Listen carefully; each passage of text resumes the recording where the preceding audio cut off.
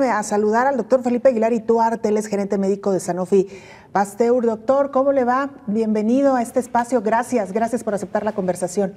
Gracias a usted, Belén, por aceptar por invitarme. Muchas gracias. Doctor, a reserva de que hablemos sobre el desarrollo de la vacuna para COVID-19, ¿qué pasa con la vacuna de influenza y cuál ha sido la experiencia de ustedes como laboratorio, sobre todo hoy que estamos hablando de reacciones adversas y de aceptación entre la población, la vacunación por otras enfermedades, en este caso, y hablemos de influenza? Bueno, son varias respuestas las que tengo que dar. La primera es hablar sobre la seguridad de la vacuna. Esta vacuna tiene más de 50 años utilizándose de manera rutinaria como parte de las estrategias de salud pública en el planeta. Es una vacuna que a lo largo de las décadas ha mostrado tener un perfil de seguridad tal que podemos asegurar que es muy probablemente la vacuna más estudiada en términos de seguridad y en términos del impacto que tiene, hablando de efectividad de la misma. Y alrededor de ella existe una enorme cantidad de mitos, y eso es lo que eventualmente desalienta que las personas reciban la vacuna, busquen la vacuna, la reciban sin ningún temor a complicaciones.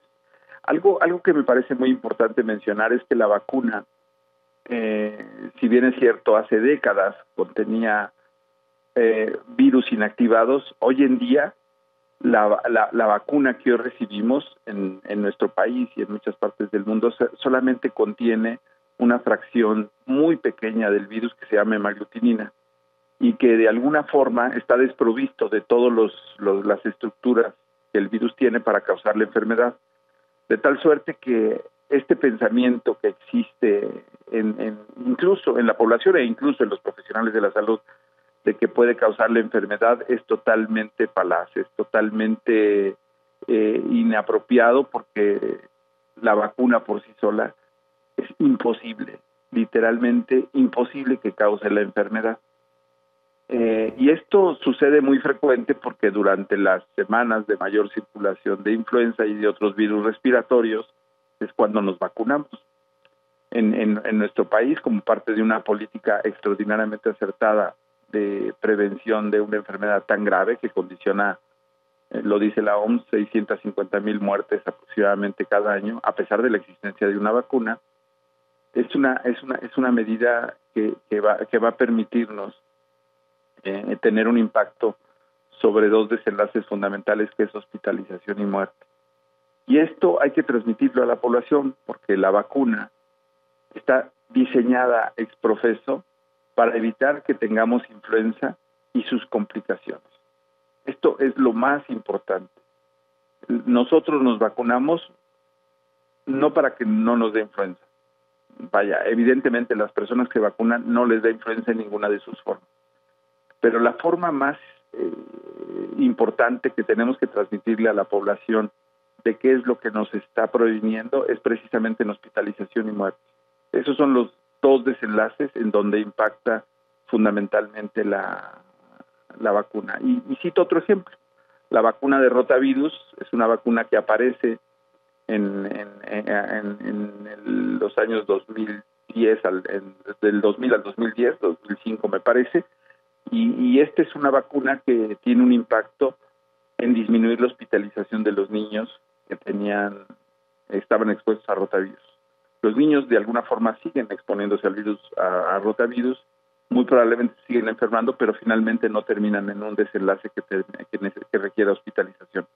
Y ese mismo conocimiento lo tenemos que llevar a la vacuna de influenza, porque las personas que se vacunan no terminan en el hospital y mucho menos en el cementerio.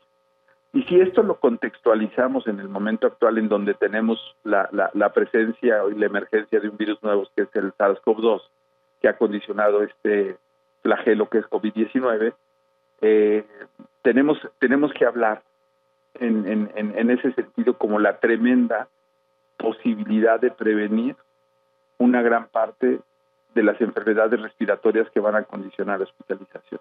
Y lo que tenemos que transmitir es que La población se tiene que vacunar contra lo que sí hay vacuna, que en este caso es la vacuna de influenza.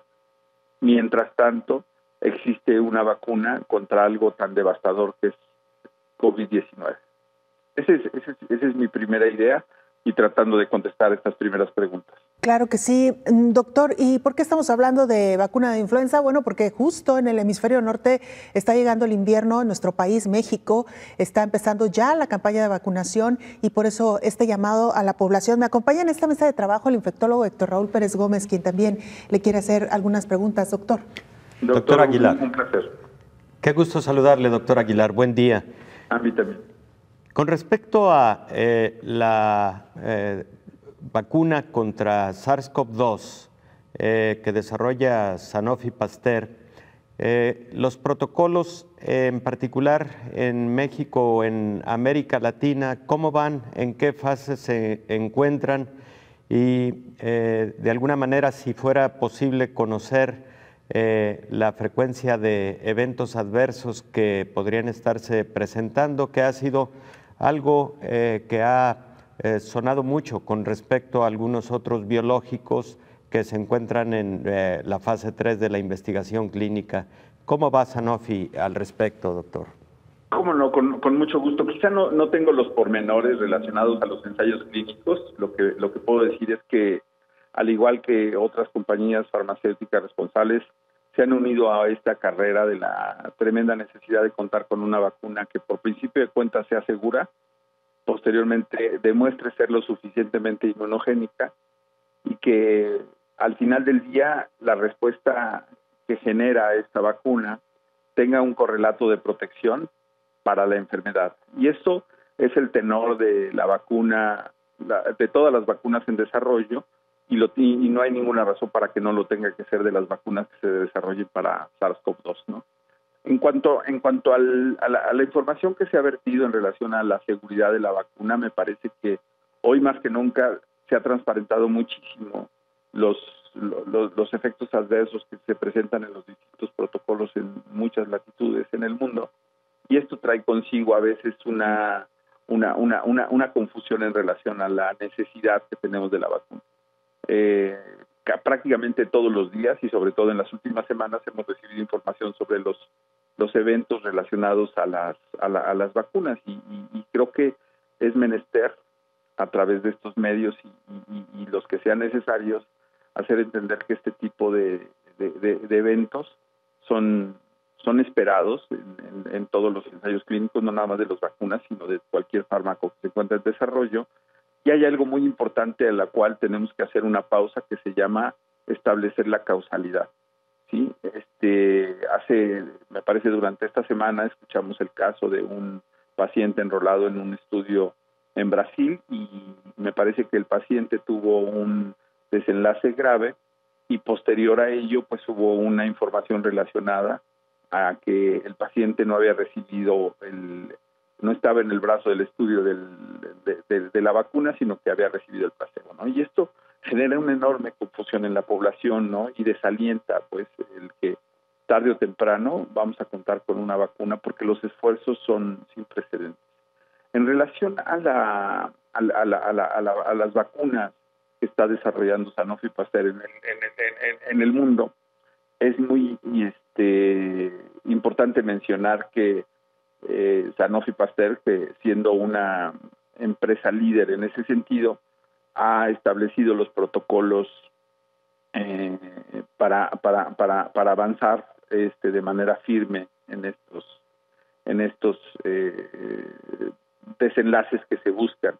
En cuanto al involucro de lo que puede pasar en nuestro país y en América Latina, en cuanto al enrolamiento de pacientes, todavía no tengo yo el pormenor, no obstante ha habido algunas noticias en ese sentido, pero lo que sí puedo yo asegurarle es que en virtud de esta vacuna y de las muchas otras vacunas que se encuentran disponibles del desarrollo propio de Sanofi, obedecerán seguramente a los procesos apegados a esta enorme necesidad.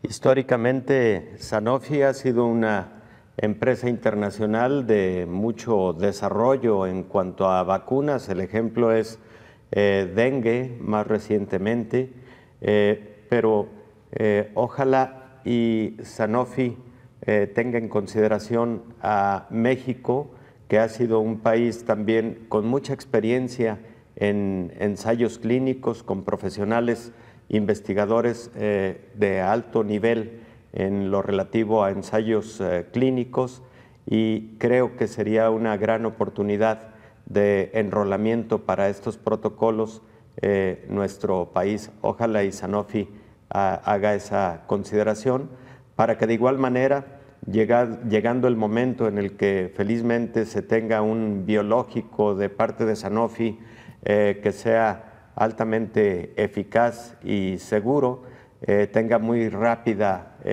autorización de parte de la Agencia Regulatoria de México, COFEPRIS, y que igual esto pudiera ser válido y pudiera extenderse a América Latina. Ojalá y esto pudiera ocurrir, doctor.